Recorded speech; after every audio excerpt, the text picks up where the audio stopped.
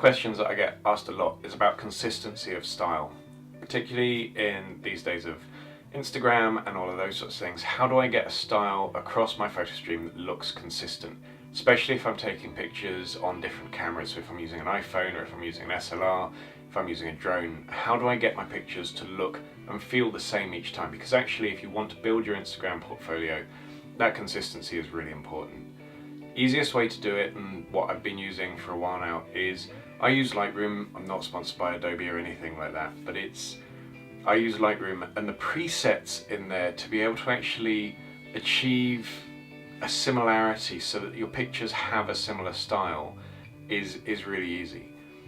As you take more and more photos, you will develop a photographic style yourself anyway, so you'll start to take pictures of similar subjects or use similar colors or use a similar style within your photography, and that makes it even easier to be able to achieve a similar style and a consistency across your feed. But presets are a really good way, particularly if you're using different cameras. I typically take my photos on one of four things. So I use my iPhone, I use my Nikon, which is my main camera, I have a Canon little compact system camera that I use for recording vlog videos and bits and pieces like that, and then I use my drone. And being able to get the pictures looking the same across all four is quite important. So I'm just going to show you one of the things that I do with presets and essentially how that works to be able to make sure that you can get a really good consistent look to your pictures. So here we've got 4 shots from 4 different cameras. I've listed them on the pictures, and you see that just the colours and the saturation aren't absolutely perfect. And to be honest, it was a really nice day, so the light was fantastic. They've got a similarity, but they just don't have that consistency that we want to have for social media. What we're going to do is we're going to use presets in Lightroom to be able to just make these look a little bit more similar, make sure that actually everything's going to look more consistent. And it means that you can take pictures on a multitude of different cameras and actually still have that consistent look, consistent style across all your photography. So we're going to open up Lightroom on the phone, and you're going to be able to see all the pictures that you've got there. First of all, we're going to pick the picture that we took from the Mavic, and I really like this shot. Actually, it's quite unusual for me to shoot in the woods using a Mavic, but we're going to apply the Doug Woodland preset onto this picture.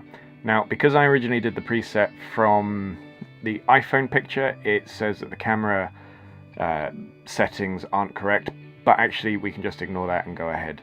We're then going to do a little bit of editing. I want to make sure this is cropped to the rule of thirds, so we've sort of put Doug in that bottom left hand third of the picture.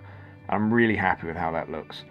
Next, we're going to open up the next picture, and we're going to have a little look and just see what we can do. So this is from the D500. It's got that beautiful soft background, really nice depth of field that we weren't able to get with the Mavic, but we want to be able to make this look, again, more consistent. So we use the Doug Woodland preset, and the biggest issue here is it's just too bright and not warm enough. So we're going to use the auto setting just to be able to make sure that the light is correct, and then we're just going to do a little bit of warming up and sorting out to make sure it looks like the others. So there we go. With the presets, you can save as many presets as you want into Lightroom. The easiest way to do it is to go into Lightroom, edit a photograph so that it looks exactly as you want. So get the exposure, the color temperature. If you want to add split toning, or if you want to add a vignette to it, then that's absolutely fantastic. That will look great and really sort of help define your style. And then save it in the presets. So under the presets tab, there's a little ellipsis, 3 dots. You can put add to presets in there, and that'll allow you to be able to save it and use it on as many photographs in the future as you want. That also allows you to be able to manage the presets, because it comes with a whole lot of presets already loaded, most of which you may never use, so you can get rid of all of them and make sure that you're just making it easier for yourself to find those presets. So having done the D500 picture, we're then going to bring up the M6. Again, same thing, we're going to add that preset onto it, and we're just going to see how things look. This one actually looks a lot closer. The M6 was actually fairly similar to the original shot that I had this for. Again, we're just going to do a little bit of playing around, making sure that rule of thirds, he stood nicely on that right hand third. Once we've got all of that lined up, really simply, we're then going to move on to the last picture, which is from the iPhone.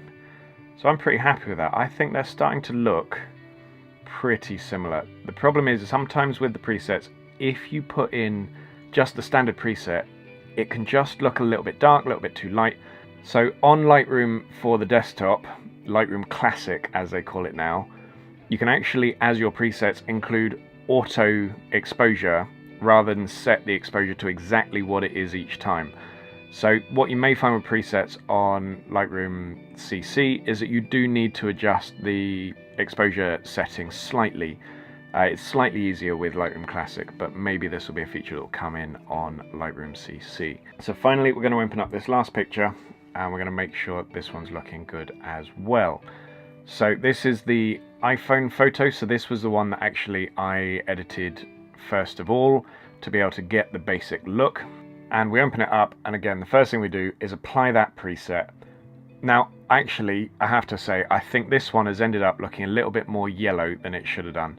And so I do wish I'd gone back in and actually changed some of those color temperature settings to be able to make sure that it came down. These are the sort of things that you just need to keep an eye on when you're actually doing your presets, because it may catch you out. This picture was just taken a few moments after the original one that I edited this on. The sun had come out more fully and it just was much more yellow. So just bear those sorts of things in mind. So the aim here is to get them all looking relatively consistent. And this was a question I got asked about: how do we get consistency even if we're taking it from different cameras? So you can see here now, once we've completed them all, once we've edited them, this is the post edit. This is what it looks like once we've made them all look a little bit more consistent. And you can see here that it just gives us a much better grading. This grading may not be to your style. You can make your preset exactly how you want it. It doesn't need to look like this, but you can make it look exactly the way you want. And actually, if you then apply that preset or similar presets across all your feed, it'll look really nice and consistent and define your style. Here you can see the pre-edits, and then you can see the post-edits just to see how we've done that. So I hope this was helpful. This is part of a long-running series. Well, not technically long-running. I'm doing 2 weeks and doing 2 videos a day to really show everything, or a lot of things that I've learned over the last 20 years of taking photographs. I hope this has been helpful, and please subscribe if you want to keep up to date with more of them.